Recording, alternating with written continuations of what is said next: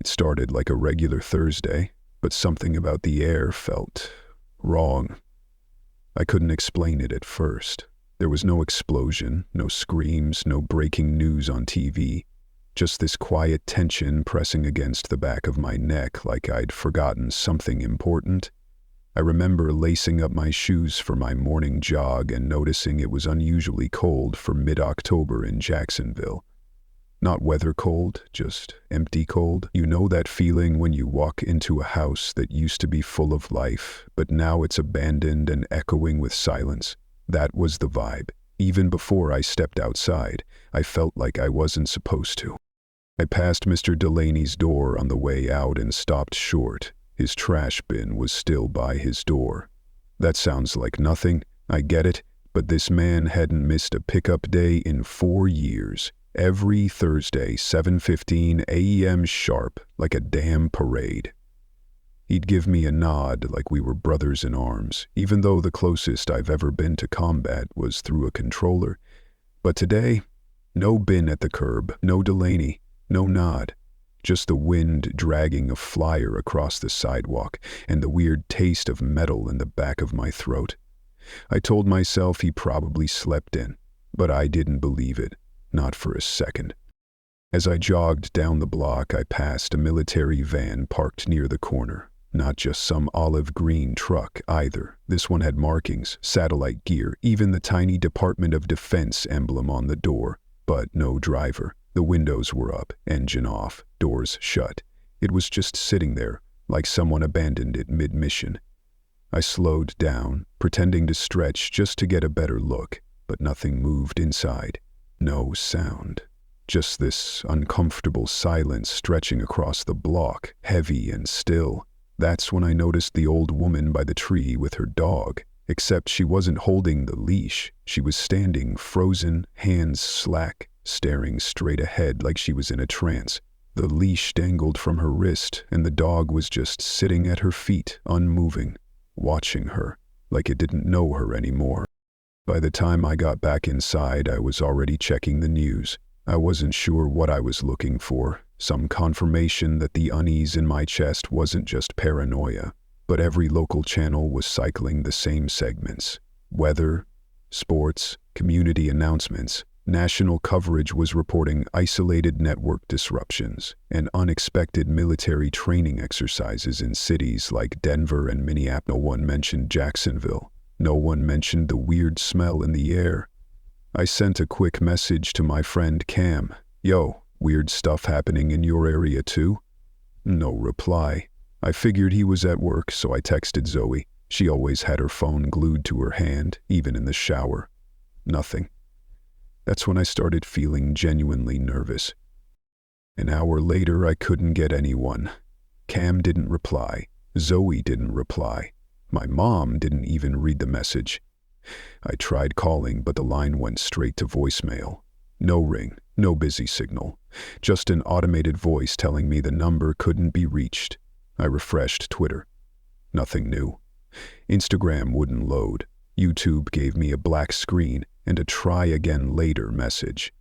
Then I remembered the alert I'd gotten the night before. The one I'd swiped away without even reading. I checked my screenshots and there it was, a blurry morning banner with bold letters that read, "First zombie alert issued, turn off your lights and hide." At the time, I thought it was a joke, maybe some glitch from one of those Doomsday prepper apps I downloaded years ago and forgot to delete. But now I wasn't laughing. Started pacing, peeking out the windows like a paranoid man in a spy movie. My apartment was on the ground floor, so I kept the blinds closed and the lights off. I don't even remember turning them off, but somehow I had. The hallway outside my door was dead quiet. Too quiet. I stood there for a full minute before I got the nerve to open it and peek out. Down the hall, one apartment door was open. 1D, Ethan's place. He was a quiet dude who worked nights at a data center, always kept to himself. His door was never open. Never. I couldn't see much inside except shadows, and that weird rusty smell I'd noticed earlier was stronger now. Hot, wet metal, like someone had microwaved pennies in blood. I shut my door and locked it twice. Then I shoved my old bookshelf in front of it and dragged the coffee table across as an extra barrier. It wasn't much, but it made me feel better. I tried texting Zoe again. Please answer. Something's off. This might be real. The message showed as delivered, then typing. The dots appeared, then disappeared, then nothing. That's when I heard the footsteps outside. Heavy, shuffling, like someone dragging their feet down the hallway. I held my breath and pressed my ear to the wall. It wasn't just one pair of feet. It was several. I dropped low and crawled to the window, keeping my head just below the sill. I slowly lifted one blind, just enough to see outside. What I saw made my blood run cold. There were people on the street, but they weren't walking, they were staggering, arms limp, heads tilted at strange angles, some of them missing shoes or shirts. One guy had blood smeared down the side of his face, and his mouth was hanging open like he was mid-scream but silent. A woman in scrubs was walking with one foot dragging behind her like her ankle was broken, but she didn't seem to notice. Their eyes were wide, blank, unblinking. They didn't look alive. They didn't look dead either. They looked wrong. Like the idea of being human had been scraped out of them and replaced with something else. I backed away from the window and collapsed onto the floor, heart hammering in my chest. I crawled to the bathroom and locked myself inside. I sat on the toilet seat with the lid closed, gripping my phone like it could save me. For hours, I didn't move. I didn't speak. I just stared at the door, listening to the muffled sounds outside, shuffling footsteps, soft groans, and something else I couldn't quite place, like whispering, not random but intentional, like voices. Then it came, someone scratching at the front door. Knocking, scratching, light at first, then harder.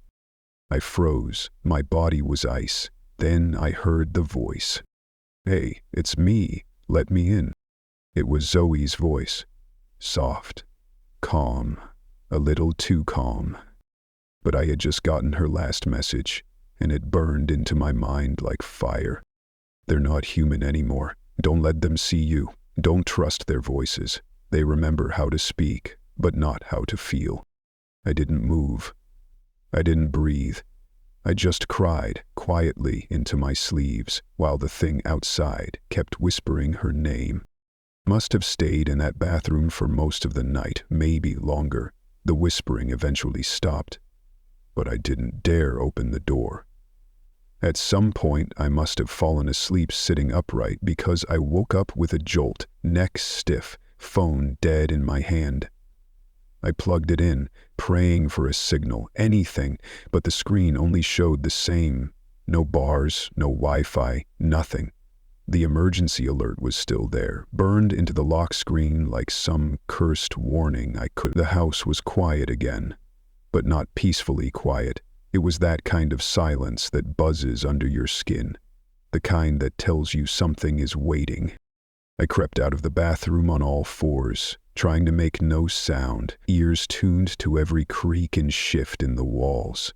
The smell was worse now, thicker, like spoiled meat mixed with battery acid. I pulled a hoodie over my face and tiptoed to the living room. My front door still had the bookshelf and table blocking it. No signs of a break-in, but I noticed something on the floor that made my stomach flip. Just under the door frame, smeared in a slow curve, was a streak of dried blood. Not a puddle, not a pool, just a finger-thin drag mark across the hard wood, like someone had pressed their palm to the crack under the door and slid it sideways. Like they were feeling for something. That's when the sound came from upstairs. Again. Louder this time. Not furniture being dragged, not a thud. It was a scream. A real, blood-curdling, dying scream. Then silence. Then thumping footsteps like someone running in circles. Or someone chasing. I backed away from the door and started packing.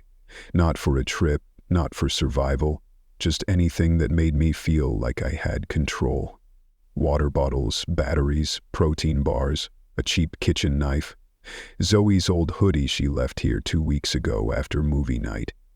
My hands were shaking the entire time, but I kept telling myself if I just moved fast enough, I wouldn't have to think. I barely had time to finish before I heard the front doorknob rattle. Not a knock, not scratching this time, just the cold sound of metal turning slowly, like someone testing it. I froze. My heart slammed into my ribs and I ducked behind the kitchen island, clutching the knife like it would actually help. The rattle stopped. Then nothing. I waited. 5 seconds. 10. A full minute. Then I heard it. Click. Not from the front. From the back door. The one in the laundry room. The one I always forgot to bolt. The door creaked open. My legs moved before my brain did. I grabbed my bag and sprinted to the bedroom window. I shoved it open, ripped out the screen, and climbed out barefoot onto the small patch of grass behind the building. My feet hit the dirt and I didn't stop to look back. I just ran, through the alley, past dumpsters, over fences, until I hit the main street, and that's when everything finally, fully collapsed. It wasn't just a few of them anymore. It was a whole damn block. The street was flooded with bodies. Not all of them dead, not all of them human. Some of them twitched on the ground like they couldn't remember how to walk. Others moved in jerky, uncoordinated bursts like puppets on strings. One man in a security uniform was crawling on all fours, teeth gnashing at the air. His left eye was gone, just a black hole in his face. He stopped, sniffed, and turned his head straight at me. I turned and ran the other way. I didn't have a plan. I didn't have a destination. I just ran toward anything that looked like it might still be human. But the world had changed overnight. Storefronts were smashed, cars abandoned mid-intersection. One SUV was wrapped around a lamppost with the airbag hanging out like a dead tongue and no one inside. Smoke was rising in the distance. Black, thick chemical smoke. I tried to remember which direction the hospital was in, but I couldn't think. I was shaking too hard, crying without realizing it. That's when I saw Cam.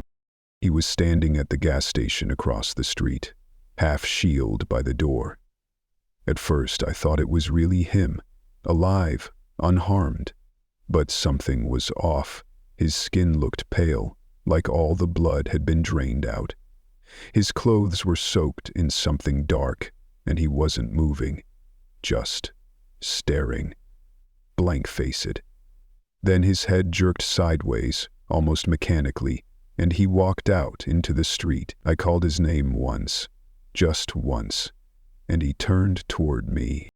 But that wasn't Cam. It wore his face, had his build, his jacket, even the little tear on the collar I teased him about. But his mouth was wrong.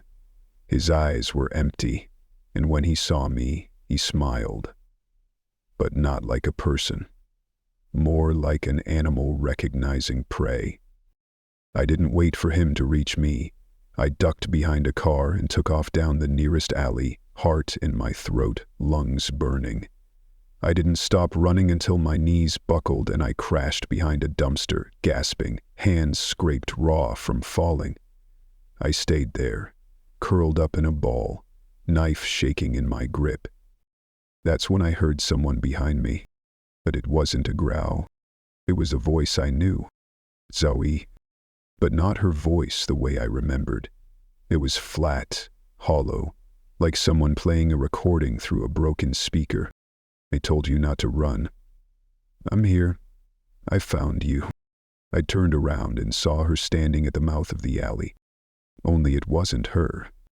She was too still, too pale, her head tilted sideways, her eyes unblinking, and her mouth moved too slow for the words she spoke. Something black oozed from the corner of her lips, thick and slow like oil. Her hoodie, my hoodie, was stained across the chest, and her hands, Her hands were red to the elbows. "I'm not gonna hurt you," she said, stepping closer, voice still calm, too calm. "Just let me in." I backed up until my spine hit cold brick. My fingers tightened around the knife, and I finally understood. This wasn't about infection. This wasn't about sickness. This was something else. They were dead, but they remembered how to speak.